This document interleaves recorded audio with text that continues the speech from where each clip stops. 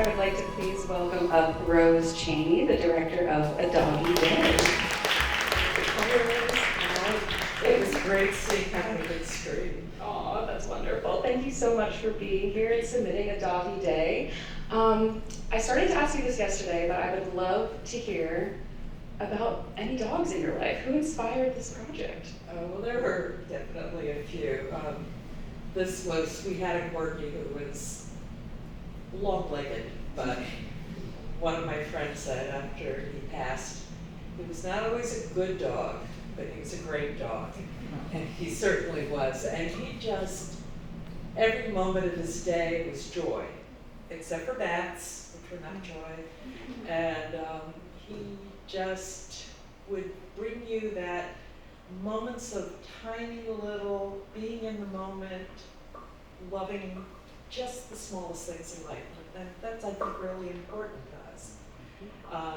The other dog that was mentioned, Loki, is a friend dog who loves mud and rolling in the mud, and so we put that in there as well. That would be our dogs. And I do foster dogs from Horace, and I hope everybody can get adopting dogs. You have a moment in your life for that. And what was the name of the first dog? Oliver. So that would be Oliver. Well, I love that about just appreciating the small moments in life. I, a couple years ago, adopted my own cats, my own pets, for the first time in my life that I found, and I have been appreciating routine and those small ways that I care for them, and all the things that they love to do. So it was really nice to see those, and I'm curious how that list kind of came together. Did you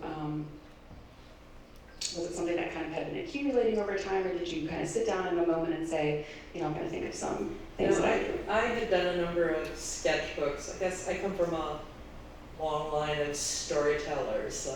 My dad was a storyteller, his dad was a storyteller, and I had done children's stories. And Oliver, the Doggie Day evolved over time. I also have a Doggie Day at the beach that continues to do the adventures of little moments like that. But about 2 years ago, I took a stop motion course at 𝗤𝗏𝗄𝗆 Art Memorial, and I don't know what happened, but I fell in love with stop motion. I thought that is just the best thing ever, and so I decided to try to make a little video. That is so awesome, and I love to hear that we can see Oliver at the beach. We can see Oliver, and this dog doing other things, and I hope to see more animations of dogs or otherwise from you. And I'd like to open it up to the audience for any questions for Rose about the Doggie Day. I just want to add one little thing, yes. Because my brother Jim's here, and he did our music. Oh yes, thank you so much. They have cats, and they talked about what would a cat day be, and it seemed very, very different. I don't think I can channel the day of a cat. Well, if you need help with that, where to find me. Yeah, I got you. Yeah, does anyone have any questions for Rose about the Doggie Day? Yes. I know it started out as a children's book. So what was the transition from book to animation? Were there things that were added or left out?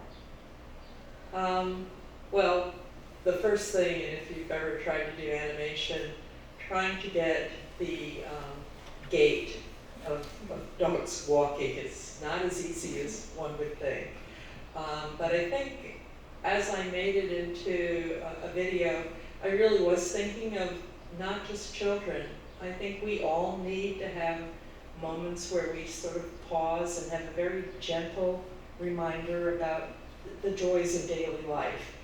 And I think that's what this video does. Thank you. From a technical perspective, how many images does it take per, what we see on the It screen? is 12 frames per second. 12 frames. So, and as my husband said, why would you pick something that you work on for hours and hours and you get a few seconds product from? I don't know why, but it's what you do. The joys of being an artist, yeah. It is. Thank you. Thank you so much, Rose, for sharing a doggy day with us. Oh, sorry, yes, go ahead. Oh, I was, Rose, in that 2 years since that first course, what's sort of a really unexpected thing about animation? That's Unexpected, I think how far you can take it. I think when I started, it was just cutouts of dogs, and then realizing it actually is, there's a lot to graphic narrative that I'm still learning, that I want to do more of and take it further. Nancy?